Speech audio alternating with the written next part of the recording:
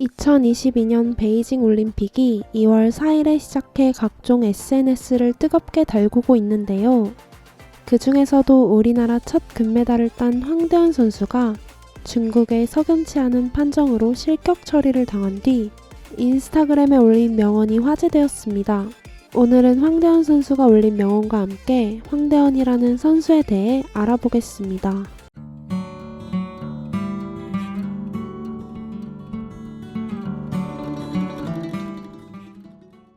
황대현 선수는 2022 베이징 동계올림픽 쇼트트랙 1000m 준결승에서 경기 초반 중국 선수 2명의 견제를 받았지만 4바퀴를 남기고 추월해 결승선을 통과했습니다.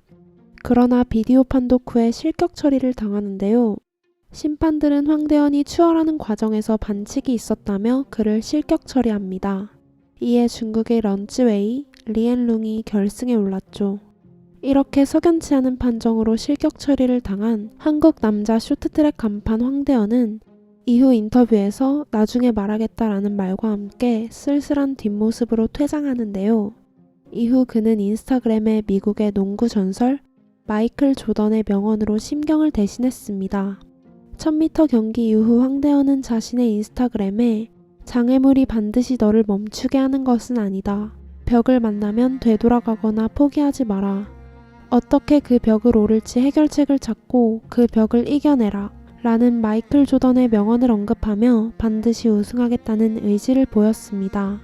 그가 명언을 올린 마이클 조던을 잠깐 소개해드리자면 지금도 NBA를 비롯하여 역대 최고의 농구 선수이자 가장 영향력 있는 슈퍼스타로 농구 그 자체를 대표하는 선수이며 NBA를 지금의 위치로 올려놓은 인물 중 하나입니다. 경기 이후 쇼트트랙 해설위원들은 선수들 의욕이 떨어졌을까 우려된다라고 말하기도 했지만 황대현은 9일 경기 이전 내가 더 깔끔한 경기를 보여드리겠다며 자신감을 내비쳤는데요.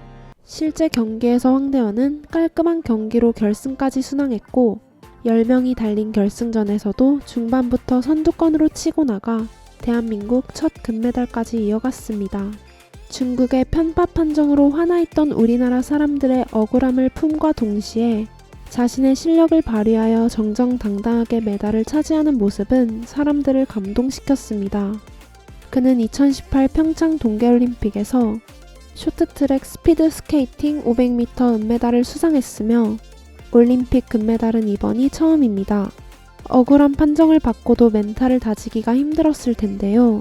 장애물을 만나도 멈추지 않겠다는 마음가짐, 그 벽을 이겨내겠다는 마음가짐, 그리고 할 수 있다는 마음가짐과 자신감은 아마 그의 엄청난 노력에서 나온 의지가 아닌가 싶습니다. 황도하는 김도겸처럼 다부진 체형까지는 아니지만 쇼트트랙 선수로는 180cm라는 큰 키와 좋은 체격을 지녀 몸싸움에 능한 편이며 무게중심이 낮아 스케이팅 안정성이 뛰어난 편입니다. 또한 강한 체력과 더불어 수준급의 경기 운영 능력과 기술을 갖췄죠. 중장거리 종목에서는 중반부터 선두에서 끌고 가는 운영을 주로 선보이는데 이는 스피드가 좋기 때문에 가능한 전략입니다. 다만 순간 속도가 강점은 아니고 몸무게 73kg에서 나오는 육중함 때문에 스피드가 별로 빠르지 않다는 오해를 받기도 하지만 준수한 순발력을 갖춰 두남과는 거리가 멀고 속도 자체로는 세계 정상급으로 매우 좋은 선수이며 이것은 그의 꾸준한 500m 종목 활약상으로 증명되었습니다. 그는 국제빙상경기연맹 세계선수권 대회에서 500m, 5000m 계주에서 2019년, 2018년에 금메달을 2번씩 차지했죠. 인코스와 아웃코스를 가리지 않는 추월 기술도 매우 노련한데 인코스로 뚫고 나가는 게 어렵다면 과감히 아웃코스 추월을 시도하는 모습도 자주 보여주며 스피드와 체력이 워낙 탄탄한지라 성공률이 높은 편입니다.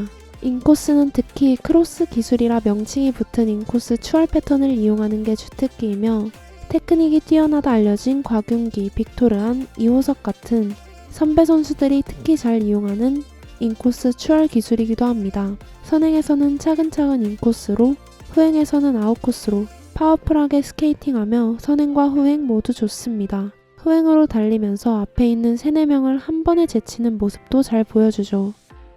체구가 작은 선수들과는 방식이 조금 차이가 있는데 저 세 선수들처럼 순간적으로 속도를 끌어올려 추월을 한다기보다는 이미 가속을 충분히 한 상태에서 경기 흐름에 맞춰 굉장히 안정성 있게 크로스 기술을 시도합니다.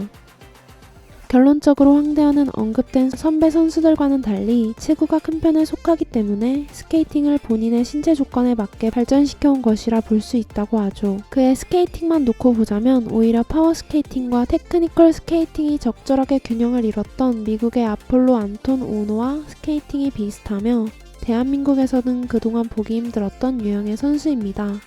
요약하자면 올라운더형 스케이터이며 대한민국 선수 중에는 현대 쇼트트랙에서 추구하는 스케이터 스타일에 가장 가까운 선수라고 볼 수 있습니다.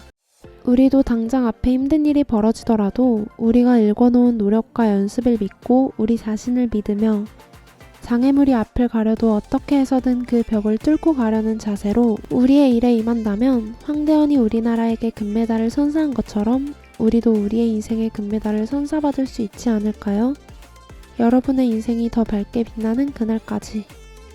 감사합니다. 단 5분이었습니다.